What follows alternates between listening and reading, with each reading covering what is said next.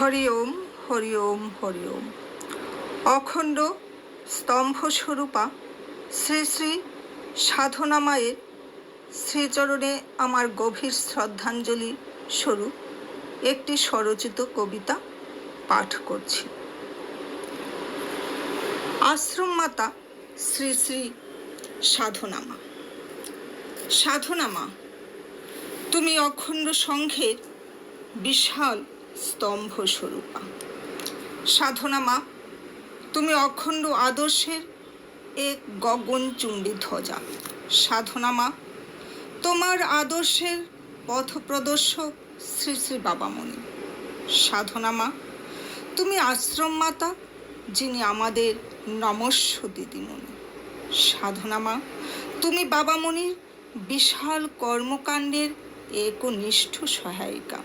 সাধনা মা, তুমি অখণ্ড সংগঠনের মহান শক্তি চালিকা। সাধনা মা, তুমি পবিত্র গুরুধামের উদ্যোগী প্রতিষ্ঠাত্রী। বারাণসী পুপুনুকির তীর্থভূমিতেও ছিলে দক্ষ কর্ত্রী। সাধনা মা, তুমি অখণ্ড সংহিতা কিংবা প্রতিধ্বনি প্রতিষ্ঠাত্রী সম্পাদিকা। সাধনা মা, তুমি আশ্রম মাতা, যিনি অখণ্ড সংঘের উজ্জ্বল আলোক শিখা। সাধনা মা, তুমি কঠোর পরিশ্রমী রমণী। সাধনা মা, তুমি সাহসিনী, তুমি বিদুষিনী। জ্ঞানের ভাণ্ডারেও তুমি পূর্ণ উজ্জ্বল এক রমণী। সাধনা মা, তুমি আমাদের ধৈর্যপ্রিয়া প্রাণপ্রিয়া শ্রী শ্রী দিদিমণি। সাধনা মা, তুমি অভুক্ত থেকেও সদা হাস্যময়ী। সাধনা মা, তুমি দীন দুঃখিতের কাছে এক পরম করুণাময়ী।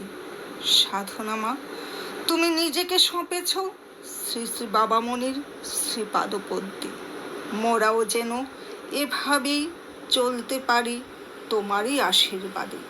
সাধনা মা, তোমায় নমি, বারংবার নমি, নমি বারংবার। তোমার পরশে, তোমার আশিসে আলোকিত আজ শ্রী শ্রী বাবামণির অখণ্ড পরিবার। হরি ওম, হরি ওম, হরি ওম। সবাইকে জয় গুরু জানিয়ে কলমেয় কণ্ঠে আমি শ্রীমতী মনিকা দাস।